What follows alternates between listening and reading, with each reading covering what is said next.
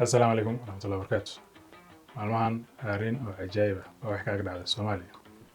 Marka Soomaalida inta ay ku mashquulsanaayeen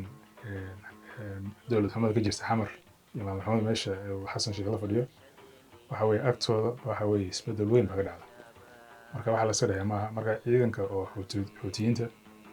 waa waxay ka badiyeen ciidamada oo badda oo loo soo diray Yurub iyo Mareykanka bay ka badiyeen. Waxa la sameeyay maaha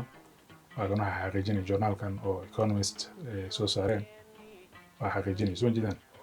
وسند وجدان article kan soo baxay dhowr maalmood ka hor July buu soo baxay bloggeeda وسند وجدان waxa la dhahay Xuutiyiintii waxay u dhameystireen bal oo khadka ka saareen ciidamada badda oo Yurub loo soo diray oo marka waxa weeye kelmad oo cajaa'ib isticmaaleen economist oo kelmadaas oo ah feeble ya marka waxa cadaatay bal ciidamada badda oo Yurub loo soo diray inay masaakiin oo waxtar lahayn inay yihiin baa socdaad marka ciidamada badda oo Yurub laga soo diray oo Yurub oo ay gacan ku hayso waxa way dhowr wadan oo Yurub ah baa maraakiib isku soo dardareen oo halkaas baa loo soo diray si ay ula dagaalantaan burcadbadeed marka Xasan Sheikh baa u yartay oo kaale burcadbadeed ee la dagaalantaan buu dhahay laakiin nasiib darrada waxa weeye meesha Soomaaliya baa maleen Xuutiyiintii bay Soomaaliya maleen marka Xuutiyiintii waxa weeye bay dagaal ku qaadeen dagaal baa madax la galay laakiinse waa laga adkaaday markab oo ay leeyihiin dowladda Denmark oo markab dagaalka ah ay Xuutiyiintii bas dagaaleen markabkii waxa weeye waa baqeen ayaga naftooda u carareen waxa weeye waa laga adkaaday wax la iska dhigay maaha laakiinse intuu jidaan ayaga wax ku marmarsoodeen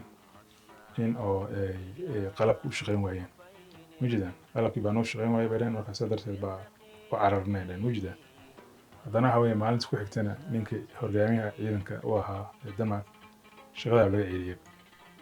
arrintaas darteed marka Mareykanka ayaga bishii hore oo markay May ahayd bay u tageen Oman bay ka soo bariyeen in ay kala dhex galaan ayaga iyo Xuutiyiinta